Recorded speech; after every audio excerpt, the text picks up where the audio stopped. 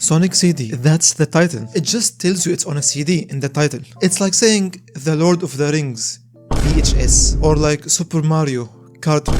Oh wait, they already did that. Sonic CD, despite being on a CD, it was actually released on the Sega Genesis, which runs cartridge. There was a CD add-on for the Sega Genesis. It basically allows you to add a CD on the Sega Genesis. Even though I completely disagree, but the game is seen as one of the best. What makes this game special is its time travel mechanic. It's really cool. You explore different versions of each stage. Each time you time travel, you encounter different layouts, different music and visuals, depending on whether you travel to the past, present or future. I know what you're thinking. Different music, different visuals.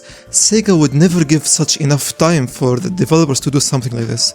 And you're absolutely right. Sega were in a way tricked to give Sonic Team enough time. See, the game was supposed to be just a better performing port of Sonic 1. Call it a remaster. That's why there was no rush in development, since there was already a different team working on the next mainline Sonic game. To me, the idea and story of the game are nice, but my main problem comes with the level design. I will get into it in the review section. But first, once a year, the mysterious little planet appears, floating above Never Lake, and this planet is home to the 7 time stones. With all 7 time stones in hand, the user is able to command time itself. Now, how much time it controls is debatable. Some say it affects the time on the entire world, and some think it only affects the time in this little planet. Either way, Dr. Robotnik isn't taking any chances. He chains Little Planet to a mountain so it can't disappear, and covers it in a giant metallic shell. I wonder how Sonic knew Eggman was there. When Sonic arrives to the planet, he finds it already very damaged and roboticized. But how? Did Sonic arrive late? Not really. When Eggman originally arrived, he planted robot transporters and holograms in the past. This machine transports robots to the past, which caused the present to be already polluted. And the holograms, they are fake Sonics, meant to scare the animals. As hobbies go, that's pretty weird. I don't see how that helps. And since these holograms look like Sonic and they were traumatizing the animals in the past, when Sonic arrives to the planet in the present, they are already afraid of him, they hide from him. But when Sonic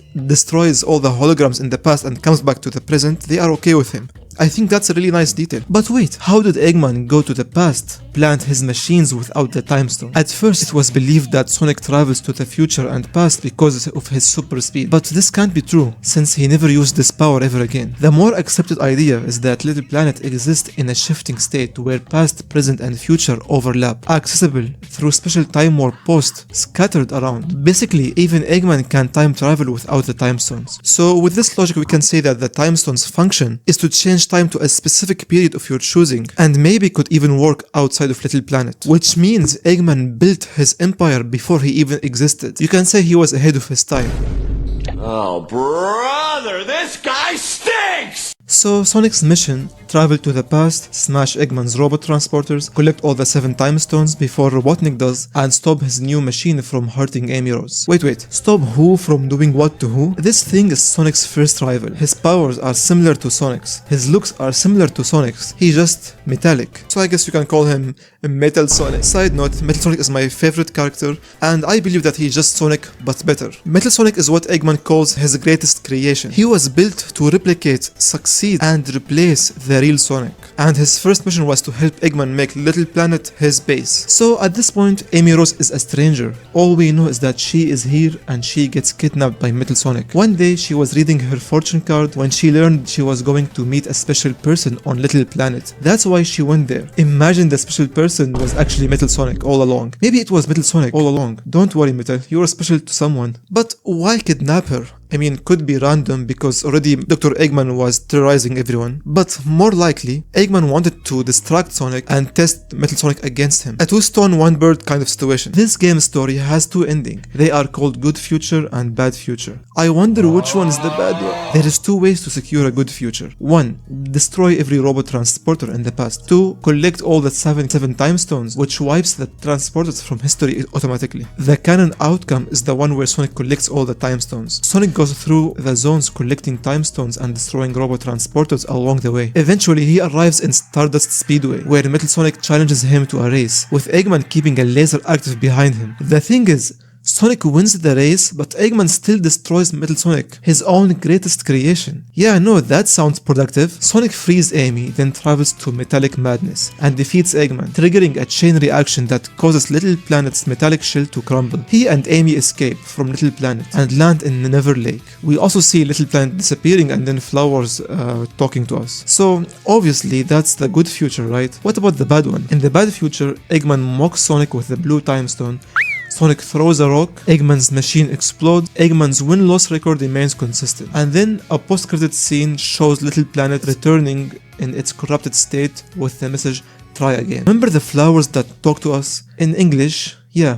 So they are not normal flowers, obviously. They are known as Miracle Planet flowers. They are a unique breed of flowers native to the Little Planet, which serves as a power source. So in Sonic CD, Eggman's robots are powered by these planets and not by animals. I mean, that's a step in the right direction, isn't it? No, it's actually perfect. When you destroy a badnik, these are called badniks, the flowers contained within the badnik is released, then it falls down and instantly blooms. So an infinite recyclable power source. Now let's talk about the gameplay itself. I know my opinion will get some hate, so before I start I would like to say that I don't hate Sonic CD. I hate all 2D Sonic games. No, but seriously, my opinion doesn't matter and you can form your own.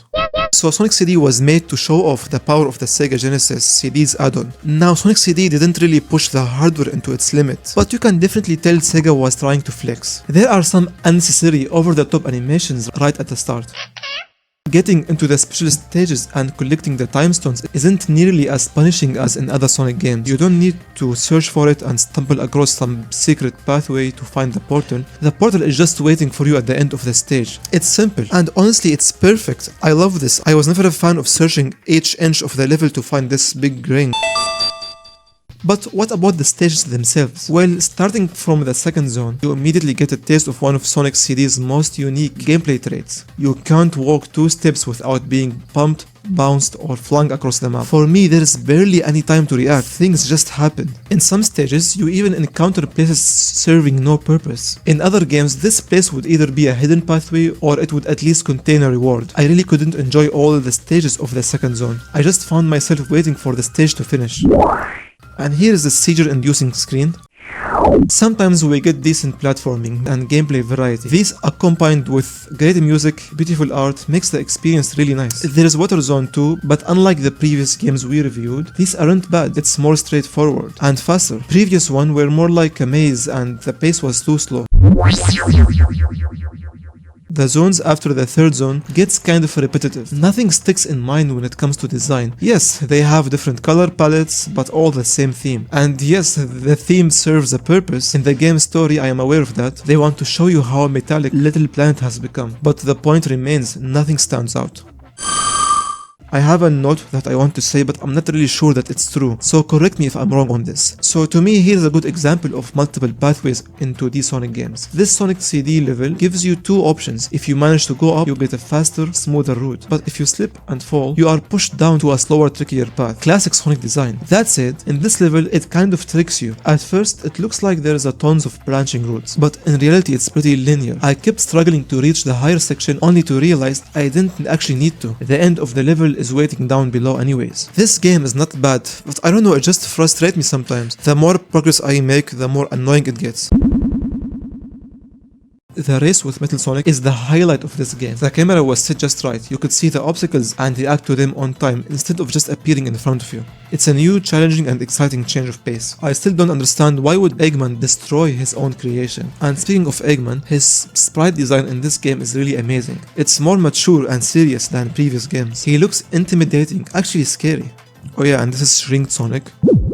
So, what about the bosses? Boss 1 is the definition of rage bait. He doesn't attack you, just pushes you away while doing nothing, while doing his little moon dance. And for the second boss, when I searched online, I was shocked that it was even considered a boss fight. Third boss is great, because Eggman tricks you into thinking it's gonna be an easy boss fight, until he traps you and locks you in. It was challenging and fun. How is this a boss fight? What was Eggman's plan here exactly? Egg Razor is great, in theory, but they made it way too easy, which takes the fun out of it. And the last boss is a disgrace to humanity. How did we go from an epic final boss in the previous games to this one? It's absurdly easy, ridiculously fast, and visually uninteresting.